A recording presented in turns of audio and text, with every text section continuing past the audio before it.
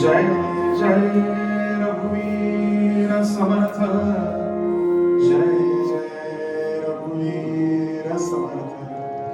गणाधीश जोनीश सर्वा गुणांचा, मुळारंभ आरंभ तो निर्गुणाचा. नमो शारदा मूळ चत्वारि वाचा, गमो पंथानंतया राघवाचा. जय जय रघुवीर समर्थ. शुका सारिखे पूर्ण वैराग्य ज्याचे, वसिष्ठा परी ज्ञान योगेश्वराचे. कवी वाल्मिका सारिखा मान्य ऐसा, नमस्कार माझा सद्गुरु रामदासा. जय जय रघुवीर समर्थ.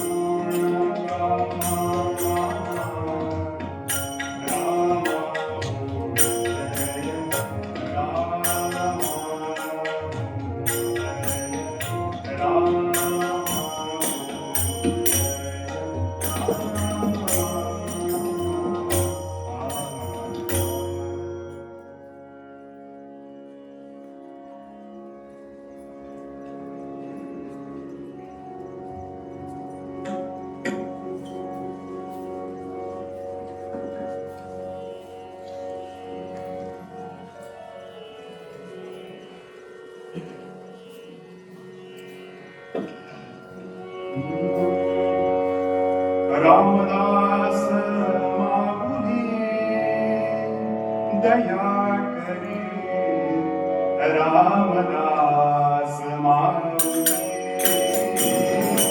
रामदास माऊली दया करी रामदास माऊली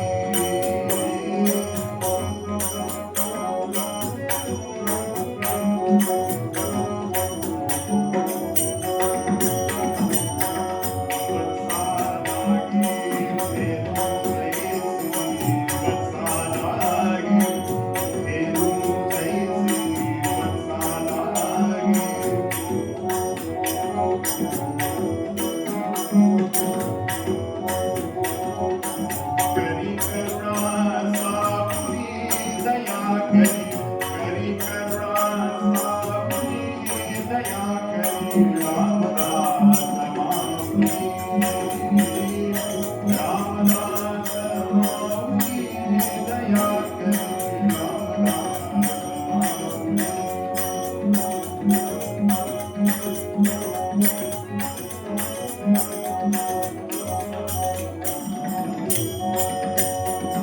मदंत पाहू नको परितुये मदंत पाहू नको परितुये मदंत पाहू नको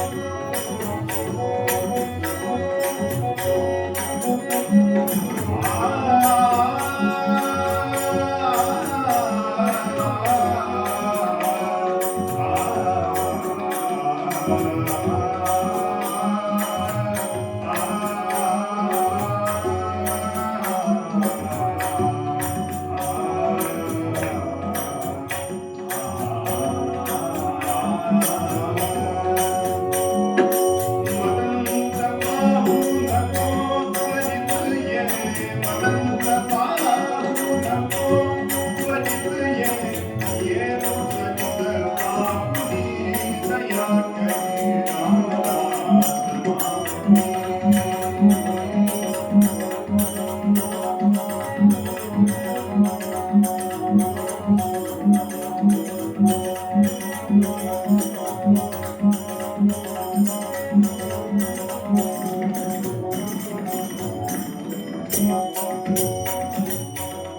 जय राम आत्मज कन्हैया बलि करी जय राम आत्मज कन्हैया बलि करी जय राम आत्मज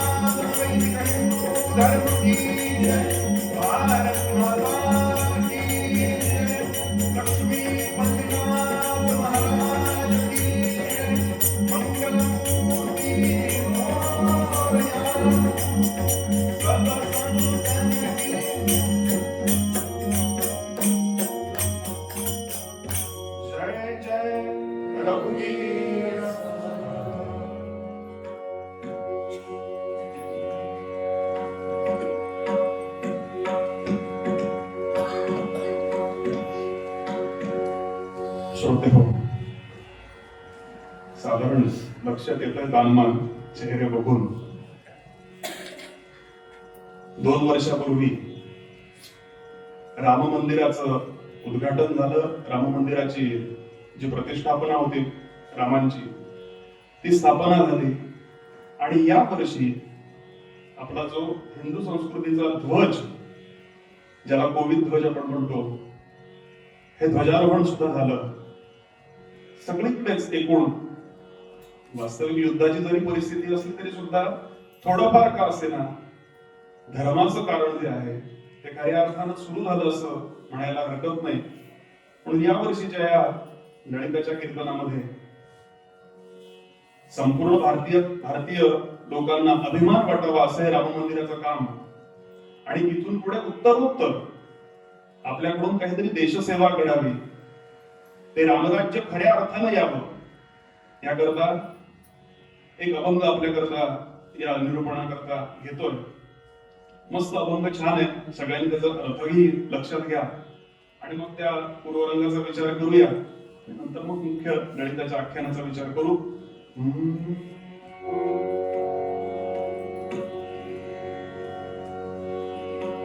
राज्य झाले रघुनाथाचे, राज्य झाले रघुनाथाचे,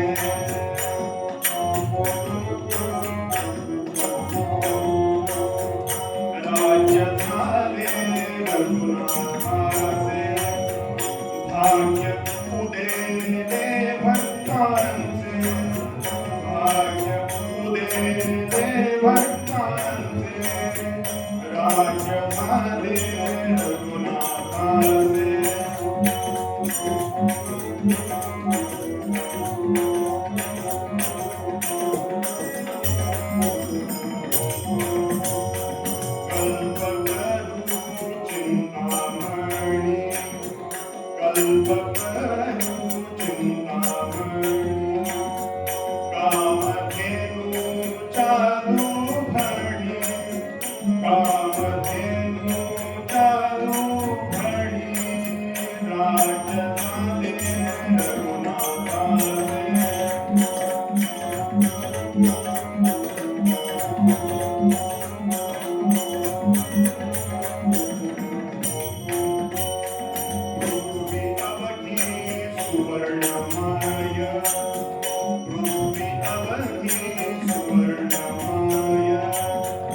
More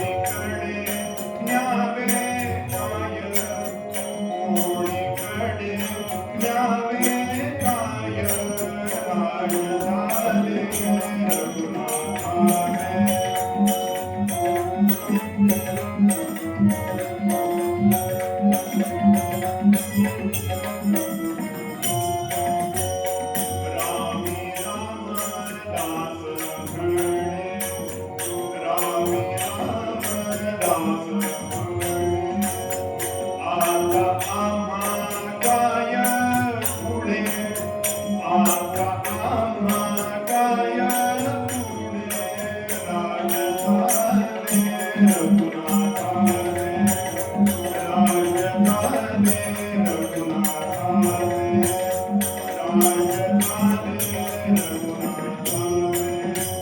रघुनाथाने, सद्गुरुनाथ महाराज की जय.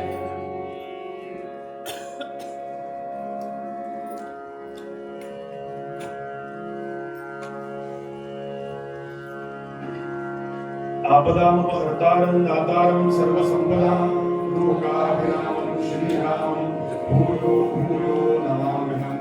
आदिनारायणं विष्णुं ब्रह्माणं च वसिष्ठकं श्रीरामं मारुतिं वन्दे रामदासं च श्रीधरम्. अनेन प्रीयतां देवो भगवान् जानकीपतिः श्रीरामचन्द्रः पूर्वेषामस्माकं कुलदैवतं. श्रोता वक्ता श्रीराम श्रीराम समर्थ, श्रीराम समर्थ. जय जय रघुवीर समर्थ. ध्यायेन् नित्यं महेशं रजतगिरिनिभं चारुचन्द्रावतंसं रक्ताकल्पोज्ज्वलाङ्गं परशुमृगवराभीतिहस्तं प्रसन्नं पद्मासीनं समन्तात् स्तुतिममर्गणैर्व्याघ्रवृत्तिं वसानं विश्वाद्यं विश्ववन्द्यं निखिलभयहरं पञ्चवक्त्रं त्रिनेत्रम्. जय जय रघुवीर समर्थ. योऽन्तः प्रविश्य मम वाचमिमां प्रसुप्तां सञ्जीवयत्यखिलशक्तिधरस्वताम्. अन्यांश्च हस्तचरणश्रवणत्वगादीन् प्राणान् भगवते पुरुषाय तुभ्यम्.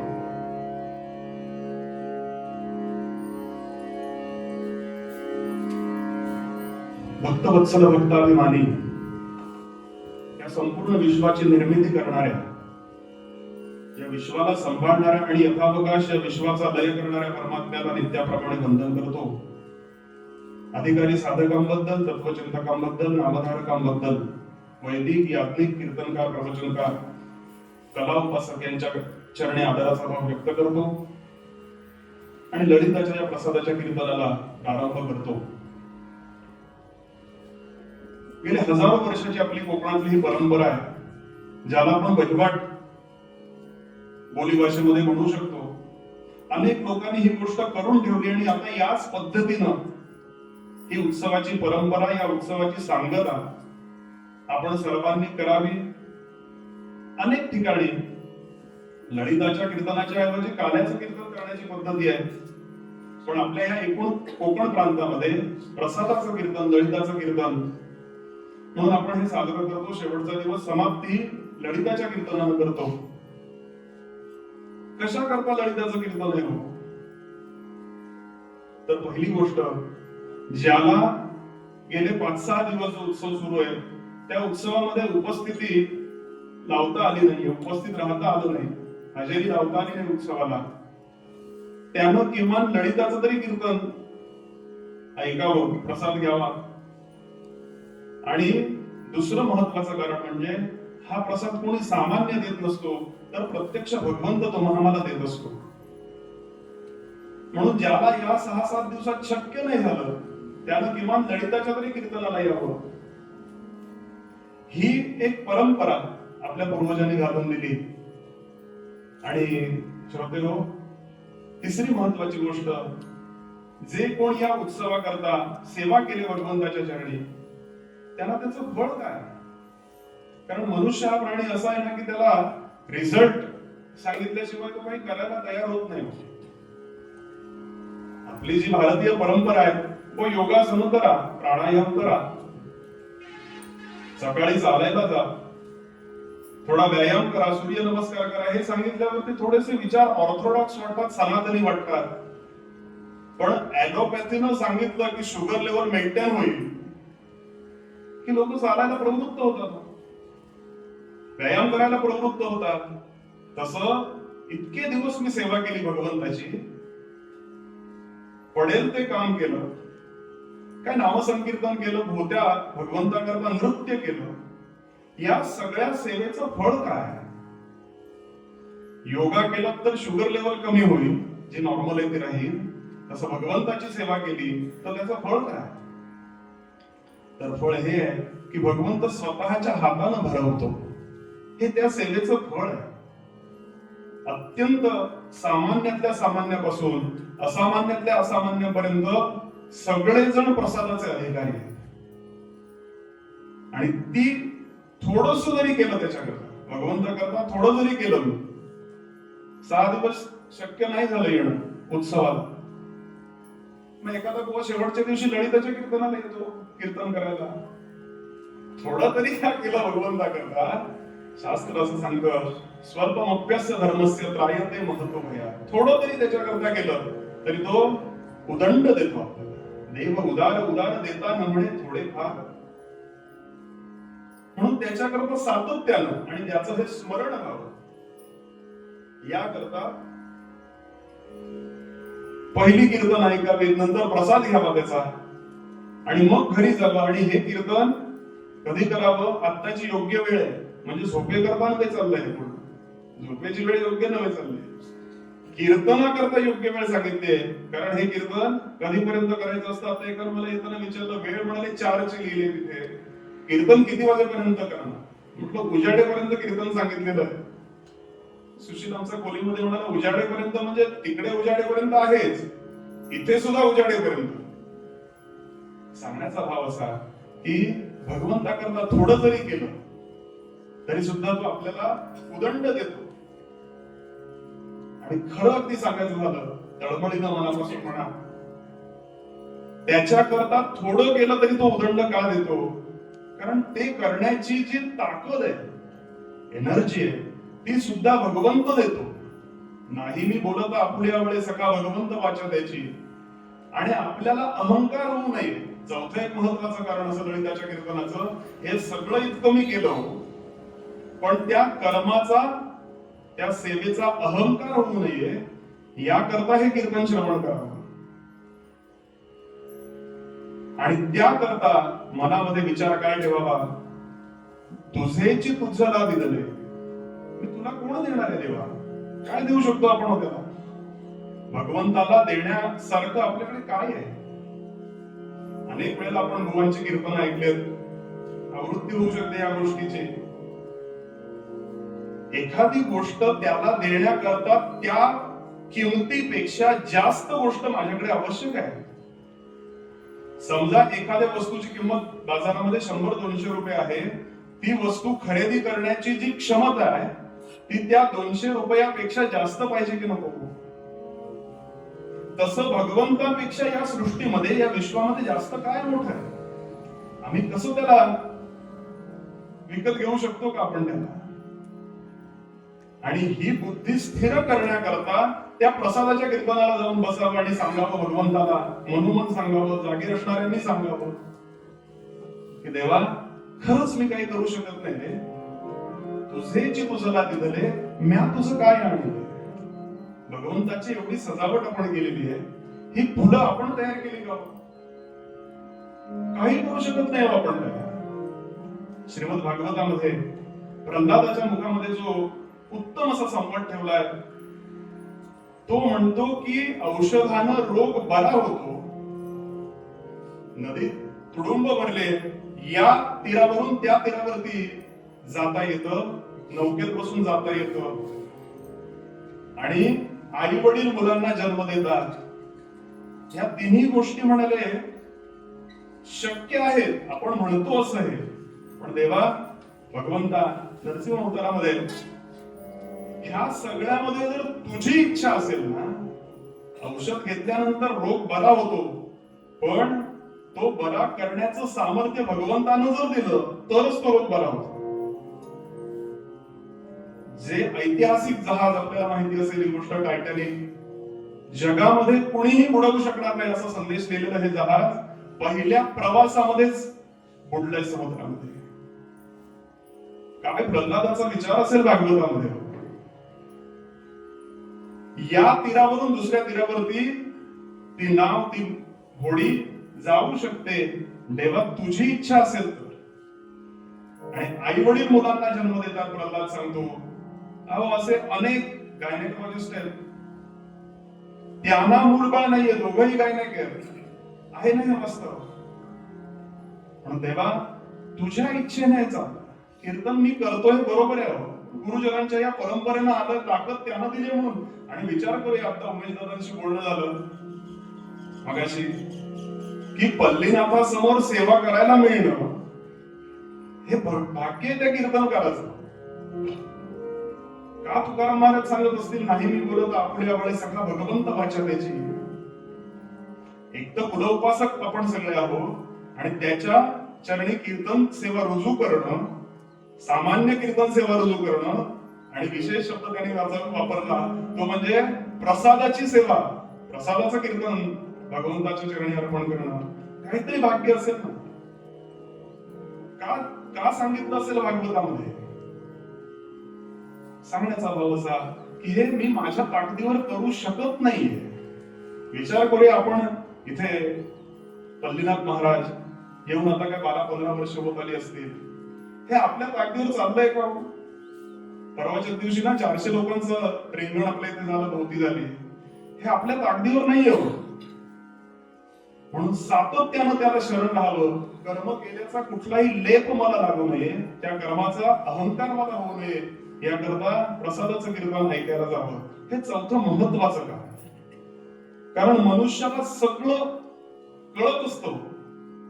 तुम्ही नामनाम घ्या, अमुक अमुक एक साधना करा, अमुक अमुक एक कर्म करा, अमुक अमुक प्रपंच करा, त्या व्यवस्थित जबाबदाऱ्या करा. पण एकदा तरी त्याला असं वाटत असतं की हे सगळं मी करतो, घरामध्ये पैसे मी कमावून आणतो म्हणून घर चालतं. तोही अहंकार बाजूला पडावा याकरता हे प्रसादाचं कीर्तन आपल्याला अत्यंत उपयुक्त. आणि पुढे तो प्रसंगच आहे हनुमंतांचा, भरतांचा. किती अनन्य भावाने शरण आहे तो भरत. पूर्ण रामायणामध्ये भरतांना फक्त आणि फक्त रामचंद्र ओळखू शकतात, बाकी कुणी ओळखले नाही भरतांना. म्हणून हा अहंकारही माझा जावा याकरता भगवंता तुझी अखंड कृपादृष्टी माझ्यावरती राहावी याकरता हे कीर्तन ऐकावं. आणि याचा परिणाम सांगितला पूर्वरंगाच्या अभंगाचा विचार करताना. असं जर केलं, अहंकाराचं राज्य संपलं, तर समर्थ म्हणतात राज्य झाले रघुनाथाचं. आता जे राज्य चाललंय खऱ्या अर्थानं रघुनाथाचं आहे राज्य. म्हणून याच्या पुढच्या काळामध्ये आपण विचार करायला पाहिजे या गोष्टीचा की निवडून देताना कोणाला द्यायचंय निवडून. मंदादादांचं या कारणाकरता प्रसादाच्या कीर्तनामध्ये अभिनंदन की पुन्हा प्रचंड मतानं मंदादादा निवडून आले. म्हणून एकदा टाळ्या त्यांच्याकरता, म्हणजे आपण जागे सुद्धा राहाल. सांगण्याचा भाव असा की असं जे राज्य भगवंताला जे प्रिय आहे, परित्राणाय साधूनां विनाशाय च दुष्कृतां धर्म संस्थापनार्थाय संभवामि युगे युगे. या न्यायानं असं राज्य आम्हाला प्राप्त व्हावं.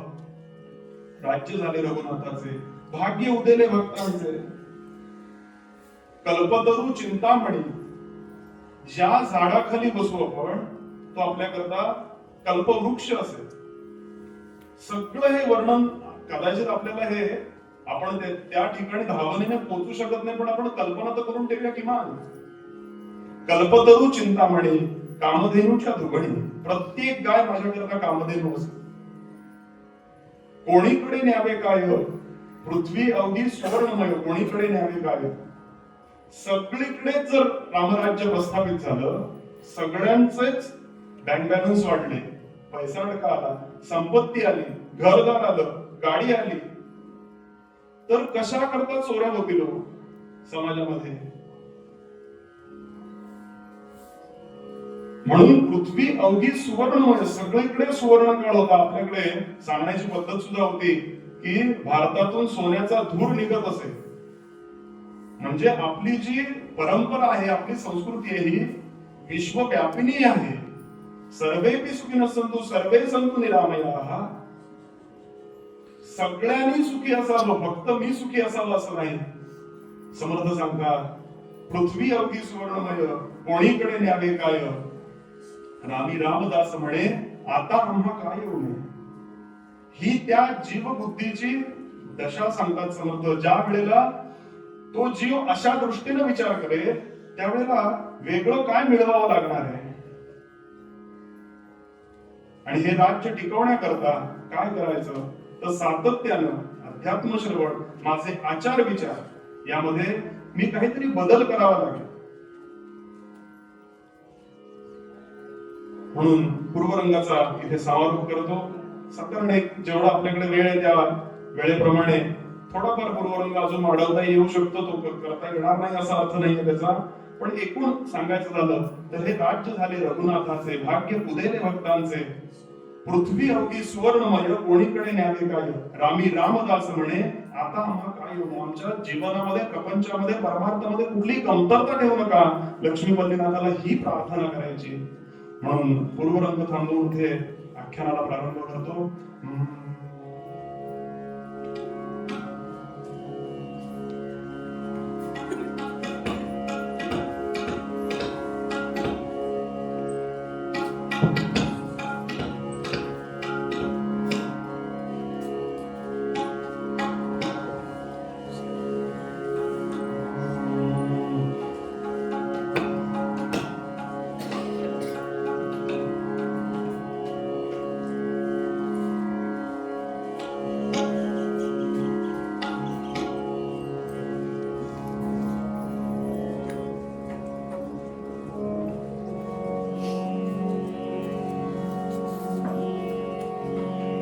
राज्य झाले रघुनाथाचे, राज्य झाले रघुनाथाचे,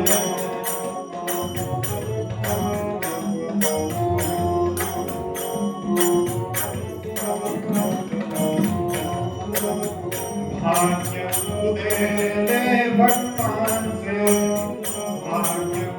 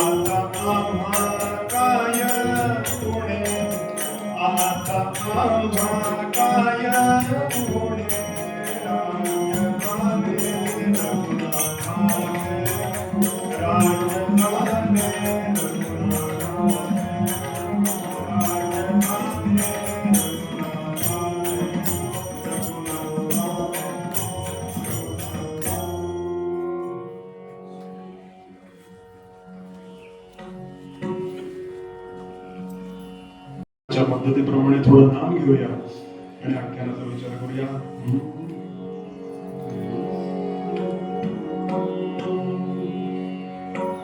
श्रीराम जय राम जय जय Ram,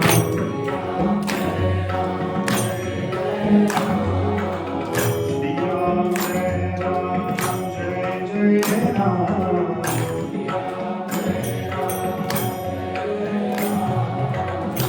Ram Jai Ram Jai Jai Ram, Shri Ram Jai Ram Jai Jai Ram,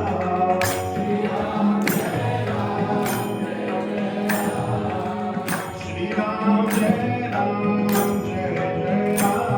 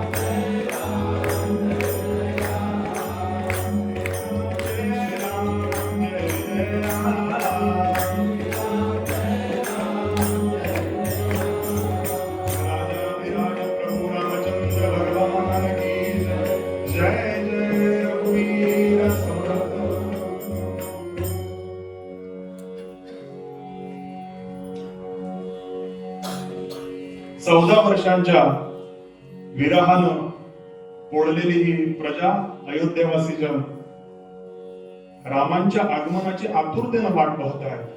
एका दोन प्रसंग रामायणातले बघूया. नंदीग्राम क्षेत्री श्री रामप्रभू आले आणि वाल्मिकी वर्णन करतात की भरताची अवस्था कशी झाली होती. अत्यंत दिव्य असं चरित्र भरतांचं आहे. कंब नावाचा एक रामायणकार असं म्हणतो की मला रामांपेक्षा काकणवर जास्त भरत श्रेष्ठ वाटतात. याचं कारण असं की प्रभू रामचंद्रांनी वनवासामध्ये जावं अशी किमान दोघांची तरी अपेक्षा होती. एक कैकेयीची आणि दुसरी मंथरेची. पण भरतांनी वनवासामध्ये राहावं म्हणजे भरत कसे जीवन जगले, कसे व्यतीत केले जीवन, ज्याप्रमाणे प्रभू रामांना ते चित्रकूटावरती भेटायला गेले त्यावेळेला रामांची जी चर्या त्यांनी बघितली त्याप्रमाणे आपलंही जीवन तपस्वी करावं, त्या वनवासाप्रमाणे आपणही राहावं, माझा दादा कसा राहतो हे मनावरती बिंबवलं आणि अयोध्येच्या वेशीवरती नंदीग्राम नावाचं क्षेत्र इथे माझा दादा जमिनीवरती निजत असेल, आपण जमिनी खाली निजावं म्हणून एक खड्डा करून घेतला होता भरतानं आणि तिथे दरवासन टाकून तो त्याचं सगळं दिनचर्या त्याची सुरू होती. विचार करूया भरतांच्या थोडं चरित्राचा. ज्या वेळेला रामांना वनवास सांगण्यात आला त्याच्या अगोदरचा जो प्रसंग आहे. दशरथ महाराजांनी राजसभेसमोर सांगितलं की आता उद्यापासून श्रीराम हे युवराज होणार, युवराज्याभिषेक करायचा. त्यावेळेला भरत आहेत मातुला आणि वर्णन असं करतात हे सगळं षडयंत्र मंथरेचं आणि कैकेयीचं एका रात्रीत शिजलंय आणि दुसऱ्या दिवशी रामांना वनवासामध्ये पाठवण्यात आलं. भरत मातुलाहून येत आहे. किती भरतांचं चरित्र महान आहे. मातुलाहून येत आहे. सगळे प्रजाजन अयोध्यावासी भरतांकडे संशयित वृत्तीनं बघताय. अच्छा, हे असं षडयंत्र होतं की कैकेयीनं सांगावं रामांना वनवासी करा आणि आता भरत येतील आणि राजसिंहासनावरती भरत महाराज बसतील. भरतांना लक्षात येत नाहीये ही गोष्ट की माझ्याकडे प्रजाजन अशा दृष्टीनं का बघताय. अयोध्येमध्ये प्रविष्ट झाले प्रत्यक्ष भरत आणि आता भेटायला कुणाला गेले तर कैकेयी मातेला भेटायला गेले. लोकांचा संशय अधिक बळावला. यांचं हे प्लॅनिंग, हे नियोजन आधीपासून ठरलेलं होतं. आणि भरत काय सांगतात कैकेयी मातेला. कैकेयी माता भरताना सांगते, भरता तुझ्या करता मी राज्य मागून घेतलं. भरतांना इथे पहिला शॉक बसलाय. भरत विचार करतात या राज्याकरता मी आलोच नव्हतो, माझं हे राज्यच नाहीये, राज्य आहे भगवंताचं, प्रभू रामांचं राज्य, मी त्यांचा सेवक म्हणून काम करेन. कैकेयी सांगते अरे भरता ऐक, इथे एक षडयंत्र रचण्यात आलं होतं आणि या मंथरेनं माझ्या दासीनं मला सुधारणा केली माझ्या वृत्तीमध्ये आणि रामांना मी वनवासामध्ये पाठवलं. भरत महाराज विचारतात रामांकडून काही अपराध झाला का. कारण वनवासामध्ये पाठवणं ही शिक्षा स्त्रीवरती अत्याचार, गोहत्या इत्यादी काही पातकांकरता केली जात असेल. आई काय केलंस तू. भरत सांगतात आईला, अरे म्हणाले राम राज्यावरती बसणार होते, युवराज्याभिषेक होणार होता आणि मी हे सगळं षडयंत्र उलथवून टाकलं. मी दशरथ महाराजांना 2 वर जे दिलेले होते शंभरासुराच्या युद्धामध्ये ते मागून घेतले की एका वरानं रामांना वनवासामध्ये पाठवावं आणि भरतांना राजसिंहासनावरती बसवावं. भरत व्याकुळ झाला. भरत सांगतात आई माझं सगळं करिअर बर्बाद केलंस का तू. सत्यानाश केलास माझ्या करिअरचा. मला कधीही या राजसिंहासनाचा लोभ नव्हता. मी फक्त आणि फक्त रामांचा सेवक आणि सेवक म्हणून काम करणार. श्रोतेहो, काळजीपूर्वक ऐका. भरतांना संपूर्ण अयोध्यावासी जन ओळखू शकले नाहीये. कैकईच्या महालामध्ये भरत महाराज येतात. कैकई भरतांना ओळखू शकली नाही. आता कौसल्या मातेकडे भरत महाराज जातात. कौसल्या माता काय पहिलं वाक्य उच्चारते भरतांकडे पाहिल्यानंतर, भरता झालं ना तुझं समाधान? ओक्साबोक्षी रडायला लागलो. आई तू तरी ओळख ग मला. कारण लहानपणीचा प्रसंग असा आहे, कैकईचा भरत आणि कौसल्येचा प्रभू रामचंद्र. कैकई माता म्हणायची, भरत तुझा, राम माझा. इतकं घट्ट नातं. आणि भरत महाराज आता कौसल्या मातेला सांगत, आई तू तरी किमान ओळख. मला कधीही त्या राजसिंहासनाचा लोभ नव्हता. इथून पुढे वसिष्ठांना भेटतात. वसिष्ठ ओळखू शकले नाहीत भरताला. नंतरचा सगळा प्रवास लक्षात येतो भरतांना. गुहकाच्या इथे वस्ती केले भरतांनी. गुहक सुद्धा ओळखू शकला नाही. भरद्वाजांच्या आश्रमामध्ये येतात भरत महाराज. भरद्वाज अत्यंत स्पष्ट बघते. भरतांना सांगतात, भरता तुझ्या हेतूवरती माझा संशय आहे. तू रामांना भेटायला चाललेला नाहीयेस, तू आक्रमण करायला नाही ना चालला आहेस. काय सांगतात भरत महाराज? काही बोलत नाही तो. ज्याला काही खऱ्या अर्थानं कार्य करायचं ना, तो कधी बोलत बसत नाही. समर्थ सांगतात, लोकांच्या बोली जो लागला तो सर्वस्वे नागवला. कुणाच्या बोलण्याकडे लक्ष देत नाही तो. आणि ज्या दिवशी भरत त्या भरद्वाजांच्या आश्रमामध्ये वस्ती करतात, काय चरित्र आहे भरतांचं. जिथे रामप्रभू काही काळ बसले, तिथे भरत अक्षरशः लोळले. ही चरणधूळ आपल्या मस्तकाला लावून घेतली. माझे दादा इथे बसले असतील ना, इथे बसले असतील. भरतांना कुणीही ओळखू शकत नाहीये. आणि आता चतुरंग दल बरोबर आहे, सगळे अयोध्यावासी बरोबर आहे. भेटण्याकरता कुठे गेले भरत? रामांना भेटण्याकरता चित्रकूटावरती आले. लक्ष्मणाला सुद्धा संशय आला. रामांना सांगतो लक्ष्मण, दादा जर भरतांना तुम्हाला परत नेण्याकरता यायचं असेल तर एवढं सैन्य का घेऊन आलाय तो बरोबर? चतुरंग दल कशा करता बरोबर घेऊन आलाय? कशा करता एवढी सगळी अयोध्यावासी जन घेऊन आलाय तो बरोबर? रामप्रभू अत्यंत शांत बसले. रामप्रभूंना विश्वास आहे की भरत जर येतच असेल इथे मला भेटण्याकरता, तर तो मला पुन्हा राजसिंहासनावर बसवण्याकरताच येतो. लक्ष्मण सुद्धा ओळखू शकत नाही. आणि ओळखतात ते फक्त आणि फक्त रामप्रभू. श्रोतेहो, तुमच्या माझ्या जीवनाची सुद्धा हीच अवस्था आहे. मला माझे नातेवाईक ओळखू शकत नाहीत. व्यवहारापुरते आपण एकत्र आलेलो. दोन ओंडक्यांची होते सागरात भेट. पराधीन आहे जगती पुत्र मानवाचा, दोष ना कोणाचा. माझे शेजारी पाजारी नातेवाईक मित्र परिवार ओळखू शकत नाही तो मला. फक्त ओळखणारा जर कोणी असेल ना, तर तो लक्ष्मी बद्रीनाथ आहे. तो प्रभू रामचंद्र आहेत मला ओळखणारे. म्हणून भरतांचं चरित्र अत्यंत दिव्य, ज्याचा उल्लेख मी आता केला. कंब नावाचा जो रामायणकार आहे तो म्हणतो, मला या कारणाकरता भरत जास्त श्रेष्ठ वाटतात. वास्तविक अर्थातच रामांचं चरित्र दिव्य आहे, पण भरतांचं सुद्धा तेवढंच दिव्य चरित्र आहे. असे रामप्रभू ज्या वेळेला चित्रकूटावरती भेट झाली, त्यावेळेला भरतांना वचन दिलं की 14 वर्ष होताना, 13 वर्ष पूर्ण झाली, 14 वर्ष पूर्ण झाली की 15व्या वर्षाचा पहिला दिवस मी येईन. आणि भरत सांगतात, जर नाही आला तर माझी चिता रचून तयार असेल, मी चितेमध्ये उडी घेईन.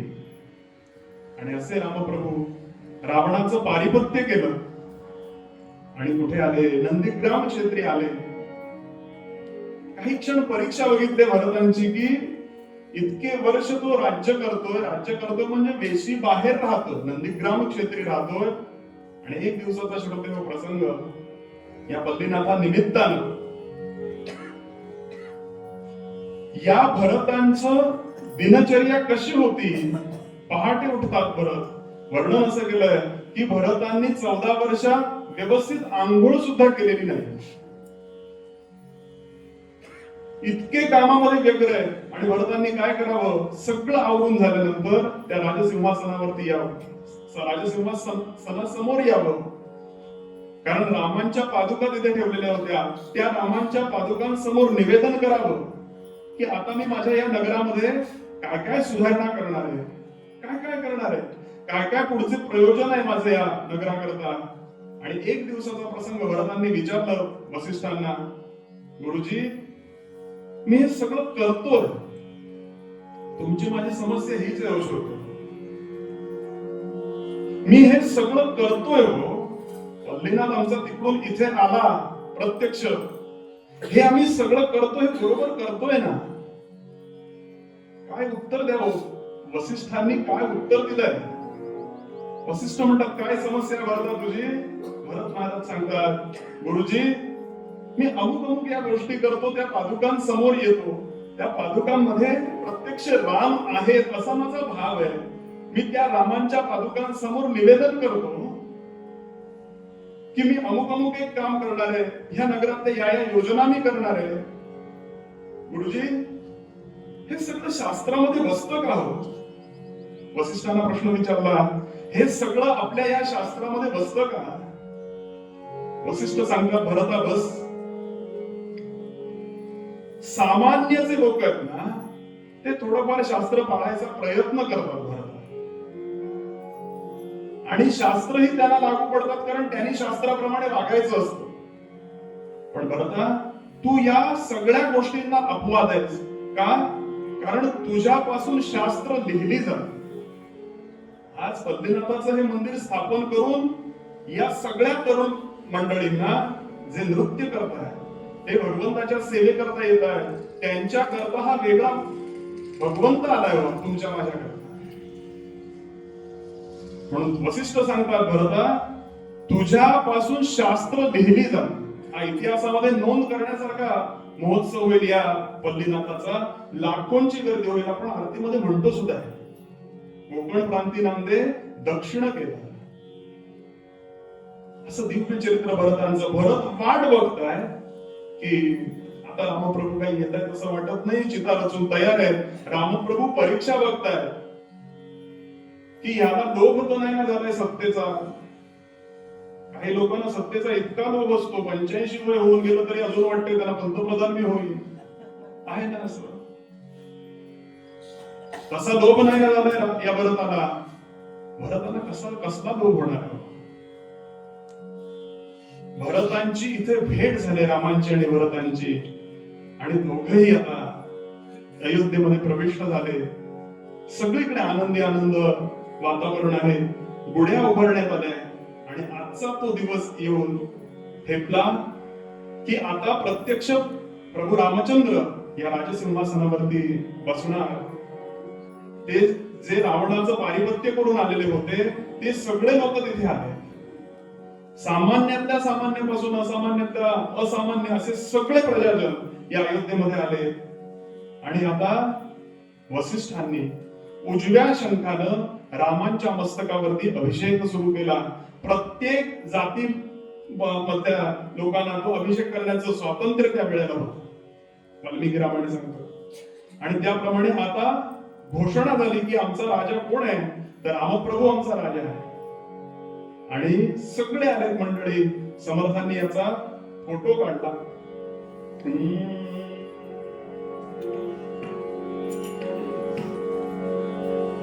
रत्न जडित सिंहासन, रत्न जडित सिंहासन,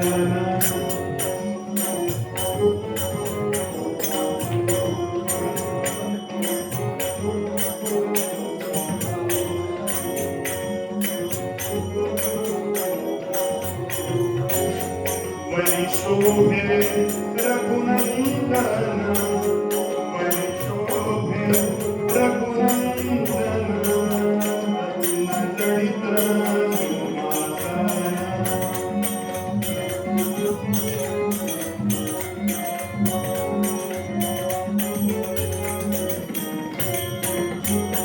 वामभागी सीतामाई वामभागी सीतामाई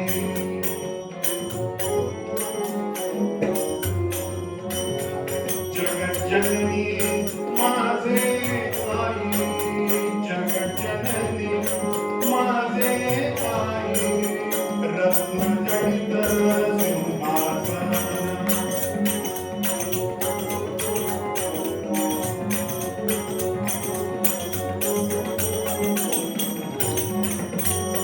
नळनीळ जांबुवंत नळनीळ जांबुवंत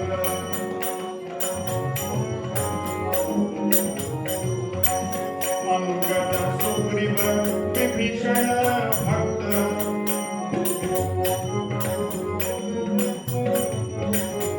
रत्नजडित सिंहासन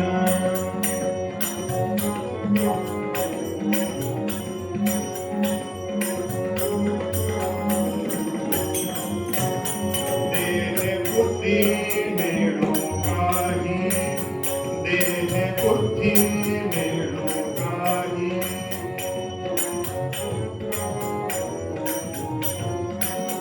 दास अंकित रामा पायी अंकित रामा पायी रत्नजडित सिंहासन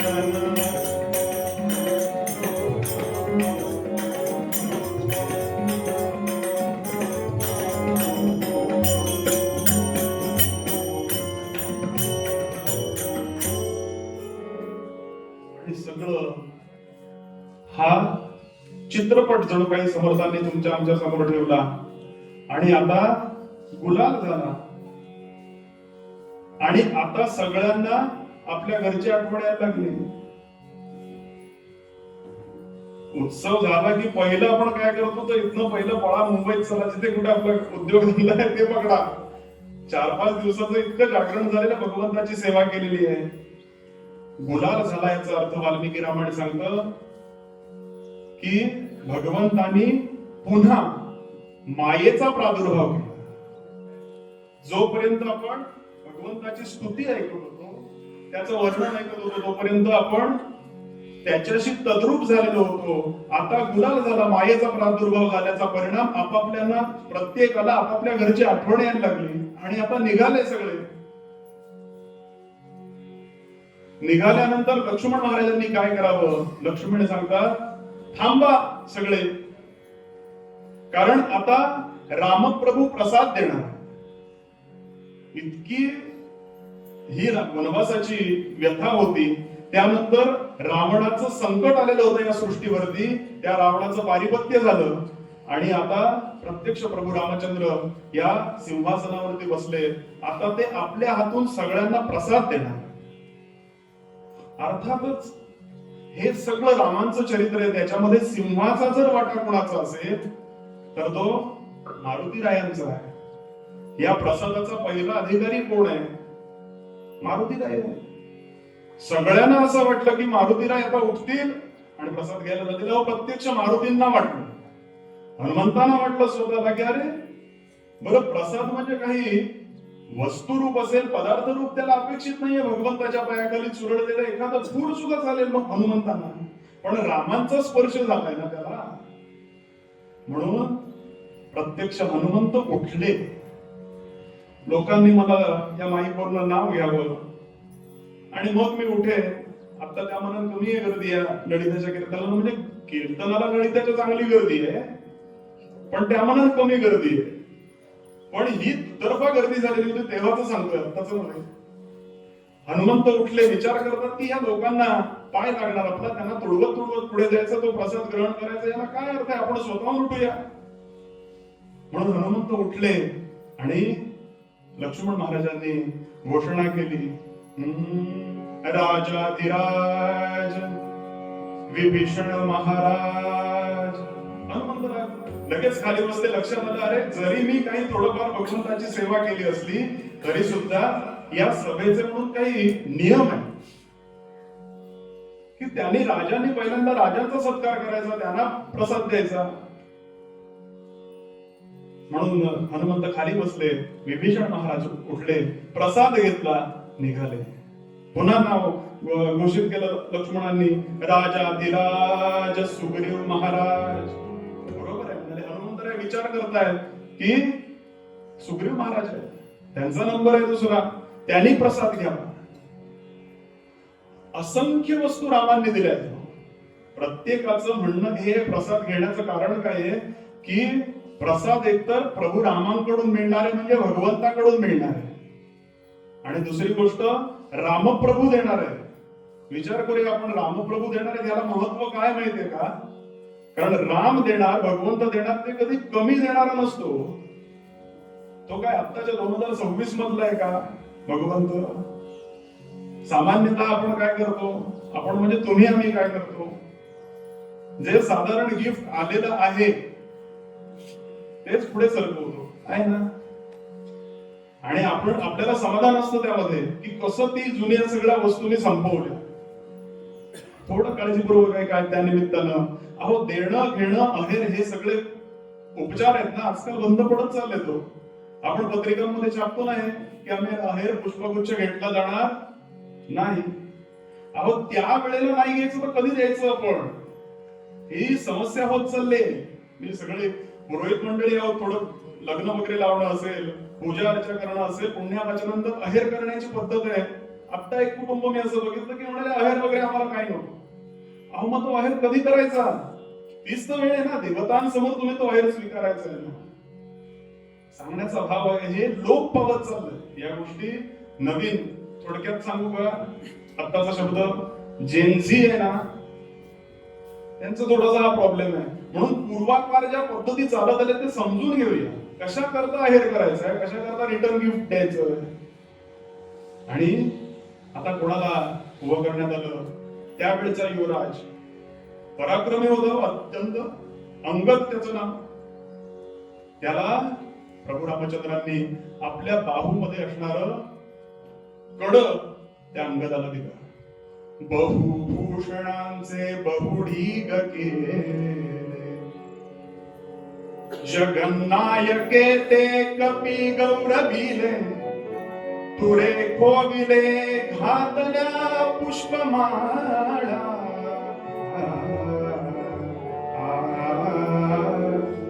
सगळ्यांना प्रसाद देऊन झाला. अहो, अतिशयोक्ती अलंकार कीर्तनकार वापरतात ना, त्या युद्धामध्ये कामी आले त्यांना सुद्धा प्रसाद दिलाच. आदल्या दिवशी युद्धाला आले, आता जिंकणार असं वाटलं, त्यांना सुद्धा प्रसाद दिला. असं म्हणतात आमचे गुरुजी गमतीने, अजून जे युद्धानंतर जन्माला आले त्यांना सुद्धा प्रसाद दिला. सुखदेव मारुतीरायांना काही दिलं नव्हतं. मारुतीरायन विचार करतात काय हवंय मला. आजच्या कीर्तनातून देण्यासारखी एकच गोष्ट आहे. अनेक लोक मी असे बघितले, लहानपणापासून हे कीर्तन आपण ऐकलेली आहेत सगळ्यांनी. ललिताच्या कीर्तनामध्ये मिळणारं जे पुष्प आहे, एखादं तुळशी पत्र, निर्माल्य भगवंताच्या चरणावरचं, ते आपल्या पाकिटामध्ये ठेवतात. 1 वर्ष 2 वर्ष नव्हे, ललिताचं कीर्तन न चुकता 40-40 वर्ष लोक ऐकतात, फक्त प्रसाद करतात. काय हवंय त्यांना? हनुमंत विचार करतो, भगवंत मला खरंच काही नकोय, पण एखादं तुझ्या पायावरती पडलेलं फूल, एखादं निर्माल्याचं फूल, एखादं चुरलेलं फूल मिळालं तर मला किती समाधान मिळेल. हनुमंत विचार करतात आणि हा विचार सुरू आहे. आणि आता करायचं काय? याला काय रामप्रभू विचार काय करतात? या हनुमंतानं इतकं मोठं काम केलंय, रामकार्य केलंय, याला देण्यासारखं या जगतामध्ये काहीही नाहीये. पत्नीकडे बघितलं, सीतामाईंकडे बघितलं, सीतामाईंना लक्षात आलं की याला काहीतरी द्यायला पाहिजे. यानंतर हनुमंतांना ठरवण्यात आलं काय करावं. हनुमंतांना वाटलं की अरे रामप्रभू विसरले, आईना लक्षात आलं म्हणून येऊन बसले. नेहमी रामांच्या इथे बसायचे, आज सीतामाईंच्या इथे बसले. काय द्यावं सीतामाईंना. देव उदार उदार देतान म्हणे थोडेफार. नवरत्नांचा कंठा जो समुद्र मंथनामध्ये मिळालेला होता तो कुबेराकडे आला. कुबेराकडून तो रावणाकडे आला, रावणाकडून विभीषणाकडे आला, विभीषणांकडून तो रामांना विभीषणांनी दिला. असा नवरत्नांचा कंठा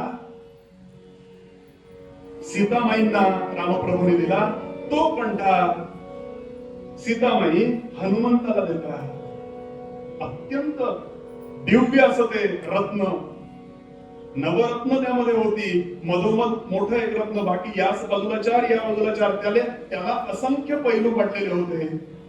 आणि ते रत्न देताना, तो हार देताना हनुमंतांना काय दिसत होतं. कारण त्या बाजूला हनुमंत आहे, या बाजूला सीताराम आहे.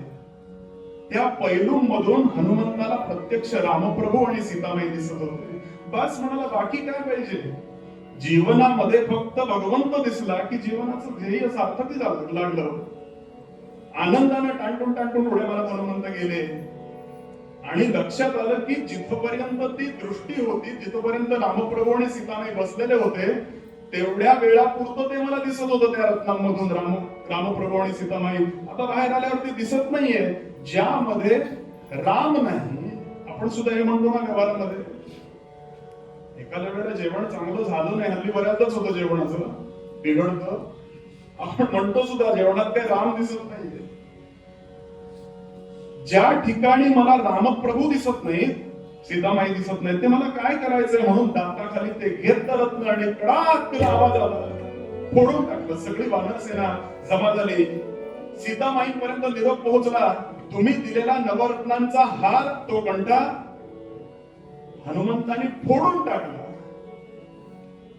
बोलवण्यात आला हनुमंतांना, पुन्हा येऊन बसले हनुमंतराय. रामप्रभू सांगतात सीतामाईंना, सांगत होतो तुला मी, याला देण्यासारखं या जगतामध्ये काही नाही. क्या दीजे अब पवन तनय को, क्या दीजे अब पवन तनय को.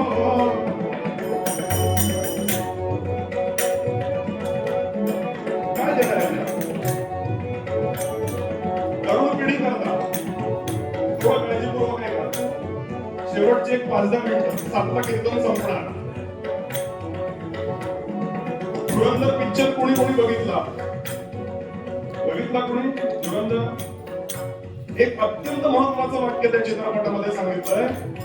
ज्या वेळेला तो परराष्ट्र मंत्र्यांना भेटतो, त्यावेळेला एकच वाक्य परराष्ट्र मंत्री सांगतात, नाव इथून घ्यायला नको, आपल्याला ते नाव माहिती आहे. ते म्हणतात, आपल्या धर्माकरता, आपल्या संस्कृती करता कोणी आपल्याला मेडल देईल, कोणतं पारितोषिक देईल, याकरता संस्कृती जपायची नसते. संध्या त्रिकाल सांगितले, 3दा शक्य नाही, किमान एकदा तरी. कशा करता? संध्या जगण्याकरता, संध्या टिकण्याकरता. संध्याची पुस्तकं छापून संध्या टिकत नसते, संध्या करणाऱ्यामुळे संध्या जगतो. धर्माचं पालन करणाऱ्यामुळे धर्म जगतो. धर्माच्या नावानं फक्त आम्ही गर्व से कहो हम हिंदू हे येणं होणार नाही. माझा आचार तसा लागेल, माझा विचार तसा लागेल. आणि तरी सुद्धा धर्माकरता हा देह पडला तरी सुद्धा मला काही नको होतं, हे मी मिळवण्याकरता काही केलेलं नाहीये. ही भूमिका हनुमंतरायांची आहे. आद्य क्रांतिकारक वासुदेव बळवंत फडके काही मिळवण्याकरता त्याग केलाय का? लोकमान्य टिळक काही मिळवण्याकरता केलंय का? सांगा ना. अहो, स्वातंत्र्यवीर सावरकर 2 जन्मठेपा भोगल्या या महापुरुषानं काही मिळवण्याकरता का? स्वातंत्र्यानंतर ध्वज फडकवण्याचा जो सन्मान आहे तो सुद्धा स्वातंत्र्यवीरांना देण्यात आला नाही. इतकी उपेक्षा केली त्या महापुरुषाची.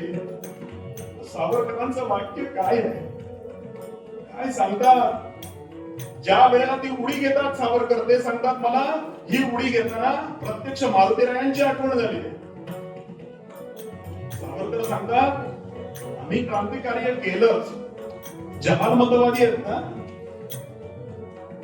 आम्ही कार्य केलं, राष्ट्रकार्य केलं, पण श्रोते हो, सावरकरांचं पुढचं वाक्य अत्यंत महत्वाचं. सावरकर सांगतात ज्यांना ते शक्य झालं नाही, ज्यांना जन्मठेपा होणं शक्य झालं नाही, ज्यांना कुठलाही त्याग करणं शक्य झालं नाही, देहानं कुठली राष्ट्रभक्ती करणं शक्य झालं नाही, पण जर संध्याकाळच्या वेळामध्ये आपल्या देवासमोर फक्त निरांजन जरी लावलं असेल आणि मनात विचार जरी आला असेल की माझा भारत स्वतंत्र होतो, त्याचं सुद्धा तितकंच श्रेय आहे जितकं ते याच्यावरती सीमेवरती लढत आहे. ही भूमिका कुठून आले लक्षात घ्या. आपण कार्य तर सगळं करायचंय लक्ष्मी बदलेनाथा करता, भगवंता ते मिळवण्याकरता मला काही नको. वास्तविक प्रपंच रूपी जो संसार रूपी सागर आहे ना, तोच नाही सगळं. आपण प्रपंचातले दुःख मागतोय त्याच्याकडे, त्याची खरी कृपा मागायची ती हनुमंतराय मागतात. रामप्रभूंची भूमिका लक्षात घ्या. रामप्रभू सांगतात याला काय देणार, क्या दीजे अब पवन तनय को, क्या दीजे अब पवन तनय को, त्रिभुवन स्वसम भावे, त्रिभुवन स्वसम भावे, किया अधोमुख प्रभु ने अपना, किया अधोमुख प्रभु ने अपना, किया अधोमुख.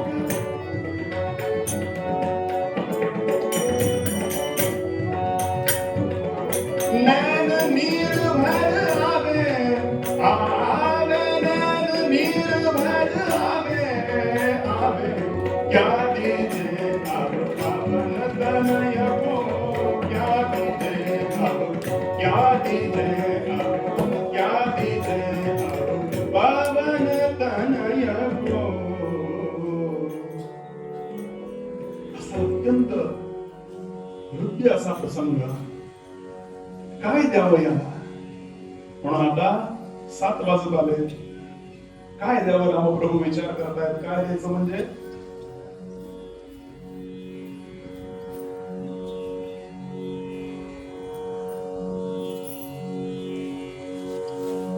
म्हणून काय द्यावं. श्रोते हो, एक शेवटची 5-10 मिनिटं महत्वाची अशा करता भगवंताकडे काय मागावं. गाढ आलिंगन दिलं रामांनी हनुमंतरायांना, आणि काय द्यावं रामांनी. कोण आहेस तू विचारला हनुमंतरायांना प्रश्न. हनुमंतराय सांगतात देवा मी कोण आहे. देहबुद्ध्या तू दासोहम. देवा देहबुद्धीनं जर मी विचार केला ना तर मी तुझा दास आहे. जीवबुद्ध्या त्वद अंशकः. जीवबुद्ध्या मी जीवबुद्धीनं विचार केला तर भगवंता तू आणि मी खऱ्या अर्थानं एकच आहे, तुझाच मी अंश आहे. जीवबुद्ध्या त्वद अंशकः, आत्मबुद्ध्या त्वमेक अहम. आत्मबुद्धीनं भगवंता तुझा मी विचार केला ना तर तू आणि मी एकच आहे. इति मे निश्चितामती. हे मला निश्चितपणाला ठाऊक आहे भगवंता, त्यामुळे मला काही नको. ही वृत्ती खऱ्या सद्भक्ताची व्हावी याकरता हे ललिताचं कीर्तन, थोडासा भरतांचा प्रसंग असेल, मारुतीरायांचा प्रसंग असेल, हे खऱ्या अर्थानं भक्त आहे तो भगवंताचे. म्हणून ते तुमचे माझे आदर्श आहे. भरतांनी 14 वर्ष ते राज्य सांभाळलं, पण कधी त्या राज्यावरती आपला अधिकार प्रस्थापित केला नाही. वास्तविक हे राज्य माझं नाही, राज्य व्हावे ही तो श्रींची इच्छा छत्रपती शिवाजी महाराज सांगतात. सांगण्याचा मुद्दा असा की आता सगळं सजलंय, आता प्रत्यक्ष भगवंत प्रसाद देणार आहे.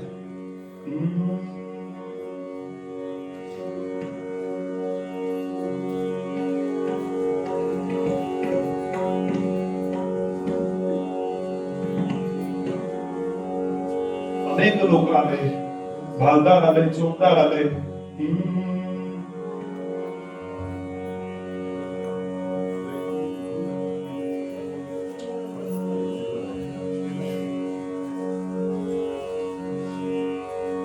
अनेक सेवा करण्याकरता आले, वाहनदार आले, चौकदार आले आणि यानंतर प्रत्यक्ष भगवंतांनी प्रसाद द्यायला सुरुवात केला. प्रसाद हा मज द्यावा देवा, प्रसाद हा मज द्यावा.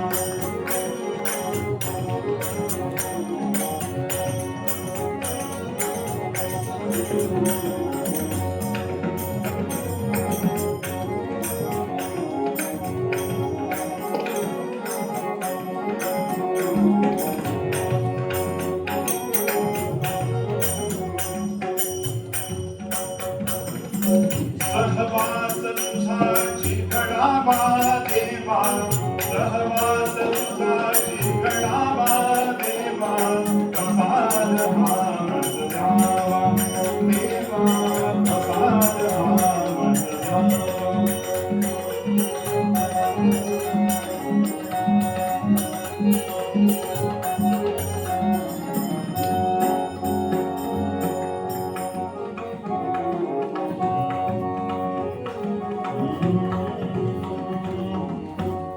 हरीचे पदबंदा पदबंदा, हरीचे पदबंदा पदबंदा, हरीचे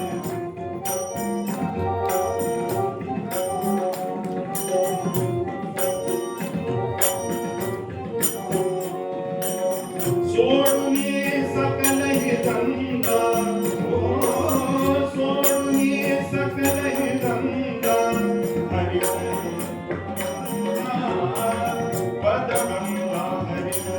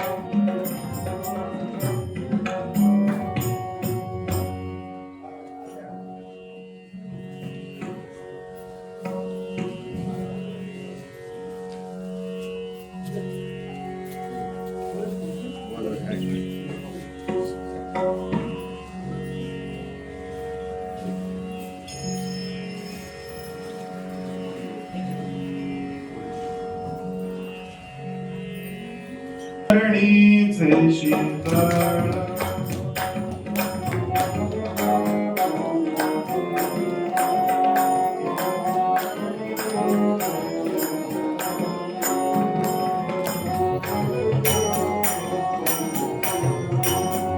गळा तुळशीची हो माळ, गळा तुळशीची हो माळ, तीर्थ चरणी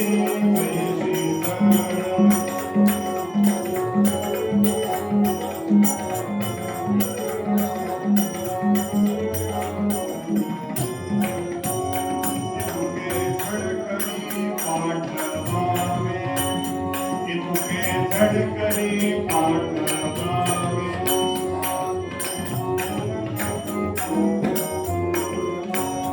नाही तर बळिया होऊनी रहावे, नाही तर बळिया होऊनी रहावे.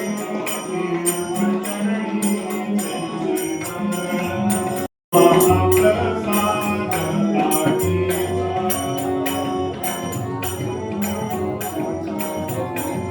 लाडीचा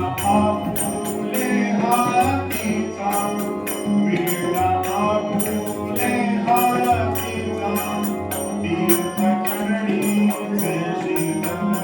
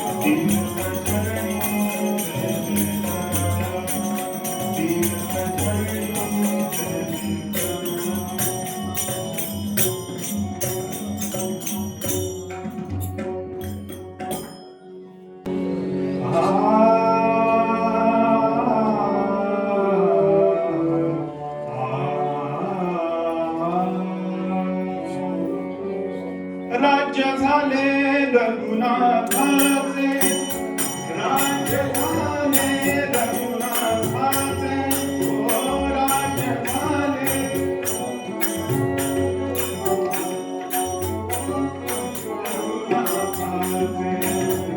राज्य झाले रघुनाथाचे, राज्य झाले रघुनाथाचे,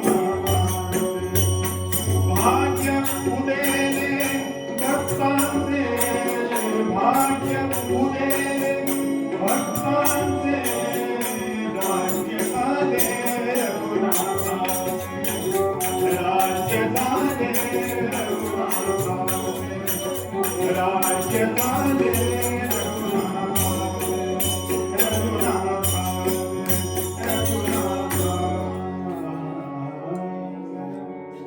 झालेली कीर्तन सेवा लक्ष्मी मल्लिनाथांच्या चरणी अर्पण करूया. सगळ्यांनी उदंड प्रतिसाद या कीर्तनाकरता दिला. वेडे वाकुडे गाईनं बरे तुझाच म्हणविनं या न्यायानं आपण सगळे उपस्थित राहिला. याचा प्रसाद भगवंत आपल्याला देतो, त्याची नोंद भगवंत घेतो. उत्तम साथीदार ज्यांनी अनेक वर्ष वक्रंभुवांची साथ केली. माझ्या भाग्यानं आज ते दोघं माझ्या साथीला आहेत. हे माझं भाग्य आहे हे कीर्तन अजून उंचीवर नेण्याकरता. म्हणून या दोघांनाही अनेक शुभेच्छा देतो. माझे मित्रच आहेत ते दोघंही. आणि इथेच आपण सगळे श्रोते जगदीश मूर्ती, तुम्ही श्रोते जगदीश मूर्ती, तेथ माझी व्युत्पत्ती किती, बुद्धिहीन अल्पमते सलगी करीत असे. या न्यायानं आपण सगळ्यांना समर्थांचे, पल्लीनाथाचे भरभरून आशीर्वाद, एक प्रार्थना भगवंताकडे करायची. झाले कीर्तन शेवट गोड करा, मन धरा, कीर्तन